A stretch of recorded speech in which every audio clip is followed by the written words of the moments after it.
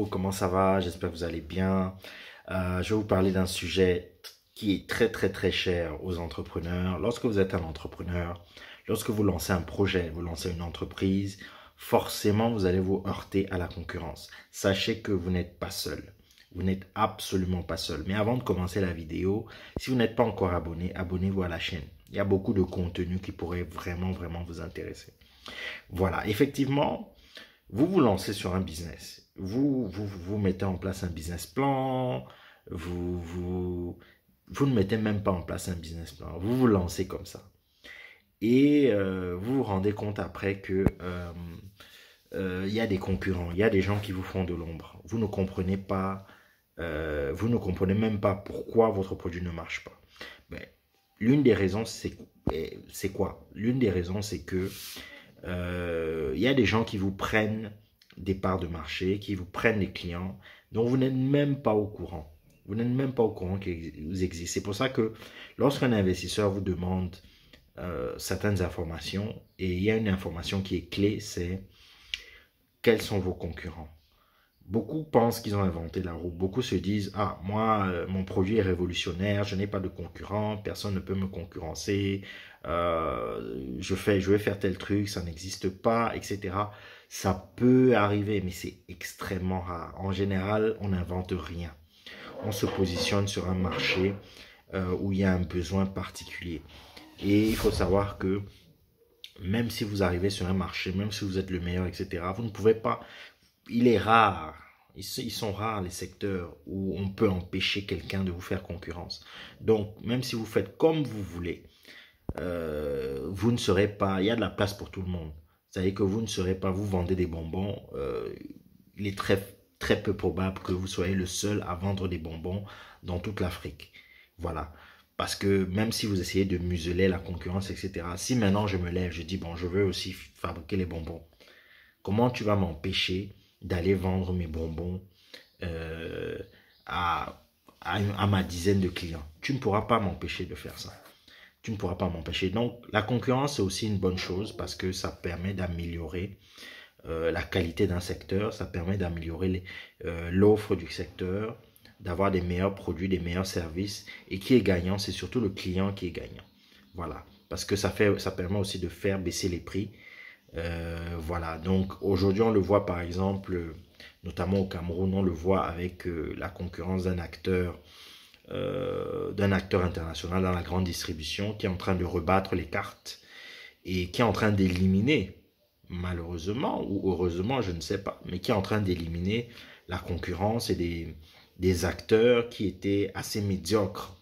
Hein, je dois l'admettre, qui étaient assez médiocres en termes de qualité de service, en termes d'offres, en termes d'accueil, etc. Donc ce n'est pas forcément une mauvaise chose. Maintenant,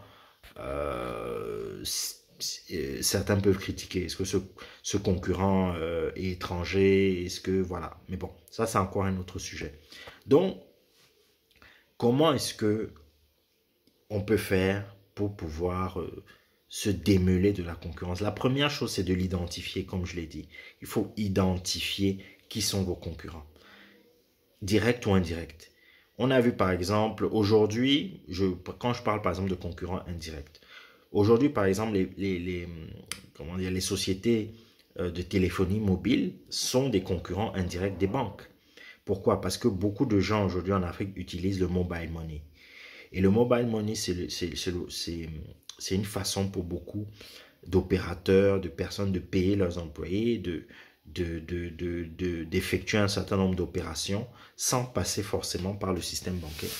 Même si aujourd'hui c'est assez régulé, mais vous verrez que beaucoup de gens ont de moins en moins envie d'aller faire la queue dans les guichets pour pouvoir déposer de l'argent ou retirer de l'argent. Voilà, les gens préfèrent la solution simple.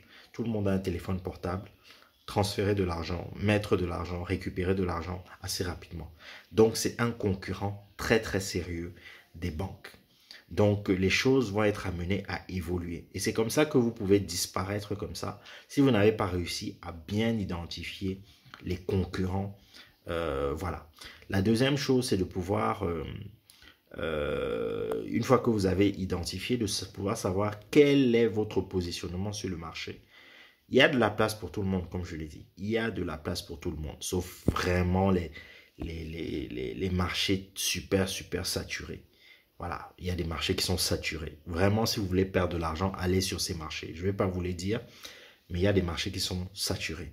Mais en général, lorsqu'il y a, comment dire, lorsqu'il y a un secteur qui est prometteur, il y a toujours de la place pour une niche. Donc, essayez de trouver votre positionnement et votre niche. Le fait de vendre, de vouloir vendre à tout le monde n'est pas forcément la meilleure des stratégies.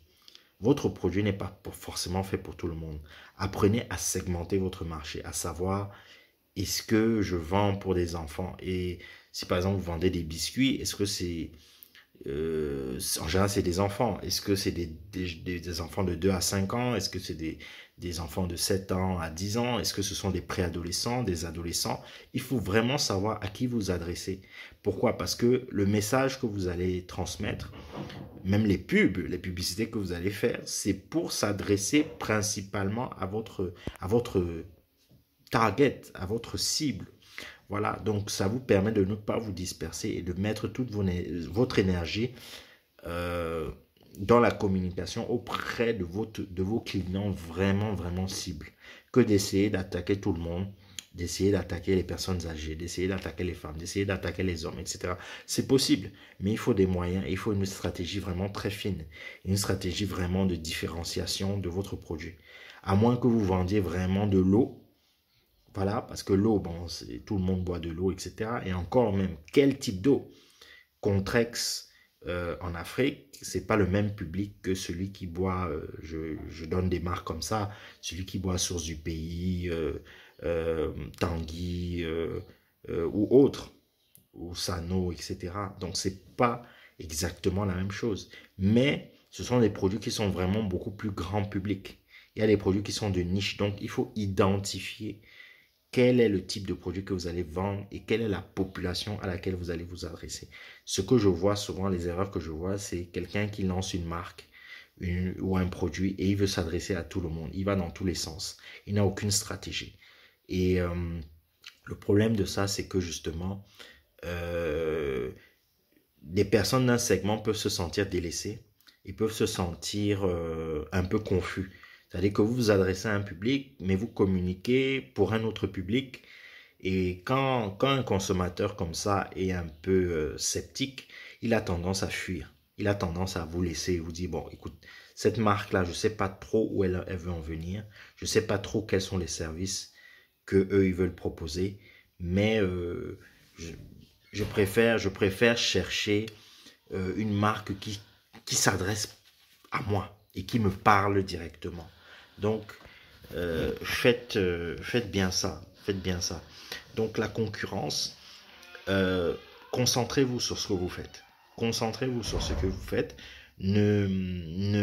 N'essayez pas de copier bêtement ce que les autres font. Eux, ils savent où ils vont. Ayez une stratégie. Ayez une stratégie. Et ça, il faut savoir où est-ce que vous allez avec votre entreprise. Il faut savoir où est-ce que vous voulez aller avec votre marque. Quel est l'objectif final? Voilà. Sinon, la concurrence va vous bouffer. Et n'allez pas dans des secteurs qui sont bondés parce qu'on vous dit qu'on fait de l'argent là-bas. N'allez pas là-bas. N'allez pas là-bas. Essayez d'identifier la niche, la bonne niche, le bon segment et mettez tous vos efforts dedans. Voilà, ça c'est le conseil que je pouvais vous donner aujourd'hui pour essayer de faire face à la concurrence. Allez, bonne journée.